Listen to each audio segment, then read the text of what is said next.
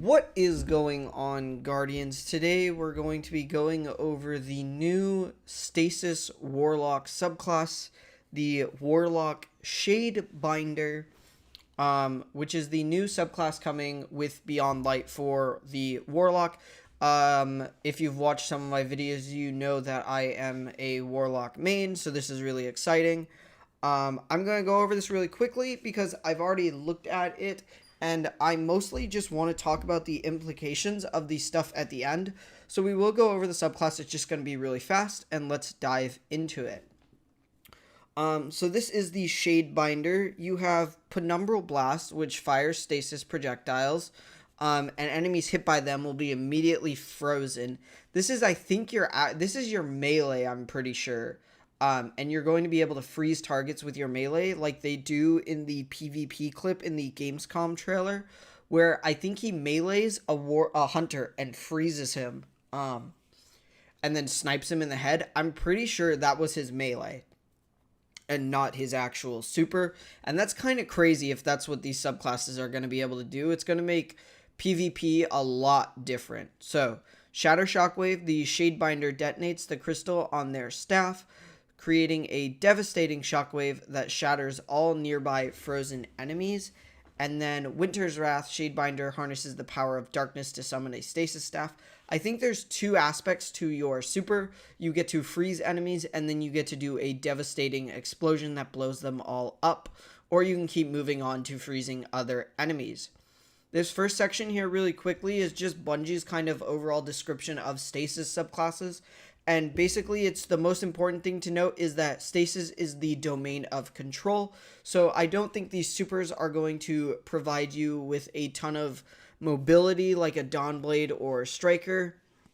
Or for the Hunter, something like the Middle Tree Nightstalker. I don't think that's what these subclasses are going to be doing. And that's, I think, what Bungie is trying to explain here. These subclasses are going to be focused a lot on heavy, like, AoE abilities and heavy AoE control based on what I've seen from the Gamescom trailer and now what I've read about this subclass. I think this is going to be all about freezing enemies, slowing enemies, and making sure that they basically can't do damage to you by keeping them at bay, which I think is really exciting. I think another support style subclass is always needed in the game, and let's possibly Warlocks spread out and play something other than Well of Radiance in the raids and high-end content.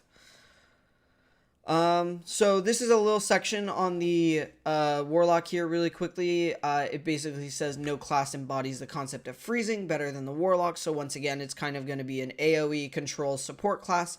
The Shadebinder's Penumbral Blast melee attack is a quick burst of stasis energy that erupts from the staff and instantly freezes anyone it hits. From there, the Warlock can either deal with the frozen foes or leave them be and move on to other more immediate threats.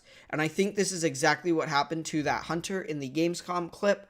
I'm hoping that in order to freeze PvP players, Warlocks, or any class for that matter, are going to have to use a combination of their melee and the stasis grenade, which essentially creates this kind of like blizzard bubble type thing in an area, an AoE area, and people in it get slowed. And hopefully you have to slow them and then you can freeze them. And the melee freezing only really works if you're in that situation in PvP or on low tier adds in PvE. If you're looking to combine freezing with destruction, look no further than Shadebinder's super, Winter's Wrath.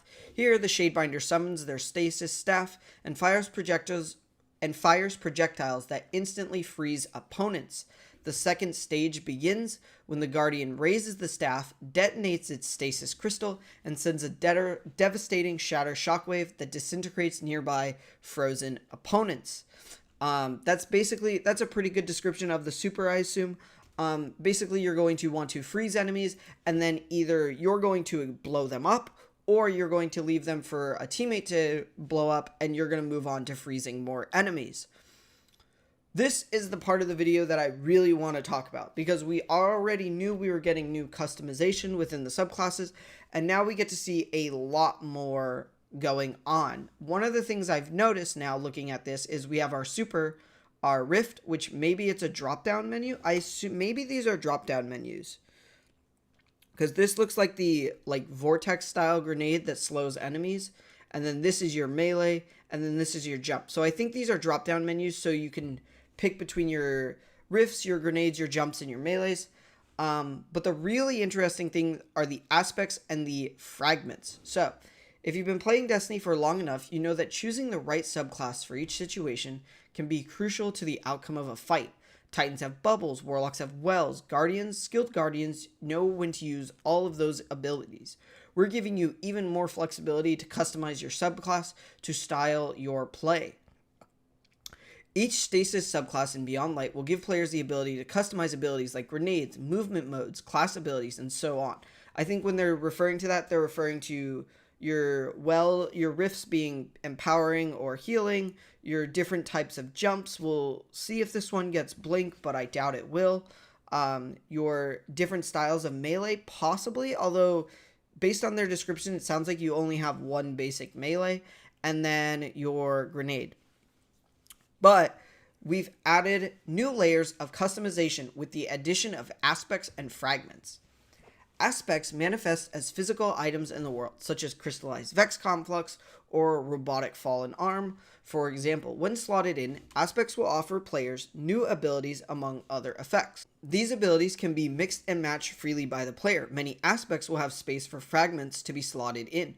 Fragments are also physical items you can discover in the world that, when applied to aspects, offer additional passive perks such as stat bonuses that may come with penalties. Aspect upgrades are unique to each Stasis subclass, while fragment slots are class agnostic. How players combine these two different types of upgrades will lead to a range of customization options. So basically what you're going to be able to get are a series of different aspects. And for example, we're looking at this one here, which is called Frost Pulse. Let me make the screen bigger. This is Frost Pulse, and it basically says casting your Rift generates a shockwave that freezes nearby combatants. So this is going to add a layer of customization that's essentially going to give you extra perks to your subclass. But what this could mean, finally, is that when you build your subclass, it could finally be uniquely yours with the combination of aspects and fragments. Right now, if you're playing Chaos Reach and I'm playing Chaos Reach, then we're essentially playing the exact same build. Everything's going to be the same in terms of our abilities and what our super does and things like that. And more so with, like, if I'm playing a Stormcaller and you're playing a Stormcaller, we're going to be awfully similar, and especially if we pick the same tree. Whereas here, I'm going to be playing Shadebinder and you're going to be playing Shadebinder, but we could have completely different aspects, and we could even possibly have the same aspects, but even more differently fragments, and all of a sudden you have different and unique playstyles for each subclass. Now, depending on how many of these actual fragments and aspects are in the game, you could have a variety of different PvP versions of the subclass, variety of different versions of the PvE subclass. And this is really exciting, and hopefully Luke Smith has already stated that this subclass customization isn't coming for the other subclasses. I imagine that is an incredible amount of work to try and completely rebuild, redesign 3 subclasses for each character and create fragments and aspects. But he has also said that that's not out of the realm of possibility moving forward if people really like the options within Shadebinder. So hopefully in a future version of Destiny, a year out maybe, we're going to have this type of customization with aspects and fragments for all of our subclasses in Destiny 2 on all 3 of our characters, and that creates a wide array of playstyles. It creates a wide array of customization, and you can really tune your character to the way you want to play the game, and that's really, really exciting, especially when you think of it in the mind of like MMOs and other RPGs, how when you think of like Diablo, people can both be a paladin or whatever, but they can build those completely differently and have completely different playstyles. where in Destiny we really don't have that currently, but this is leading towards, you know, opening the door to those aspects of an MMO and RPG. And then, so that's about it. These aspects, we'll go over this really quickly. The aspect augments the rift. So, for example, a warlock finds a frost pulse aspect in the world and equips it. The aspect augments their rift ability, which now freezes enemies caught in the field. The frost pulse aspect also has a fragment slot available. The warlock decides to slot in the Whisper of Refraction fragment that replenishes some of their class ability energy upon shattering enemies.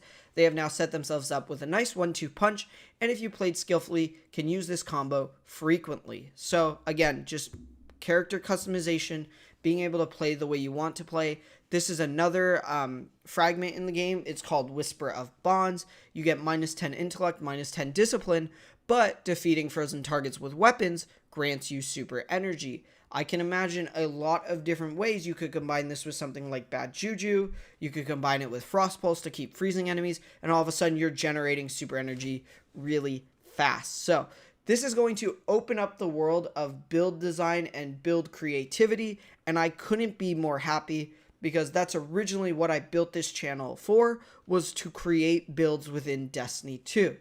And then there are some screenshots at the end. So I hope you guys enjoyed this discussion.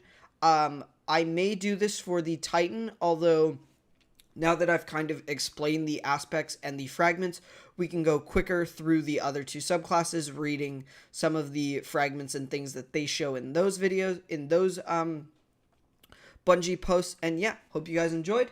I'm super excited for November, and I can't wait. See you guys in another video. Goodbye.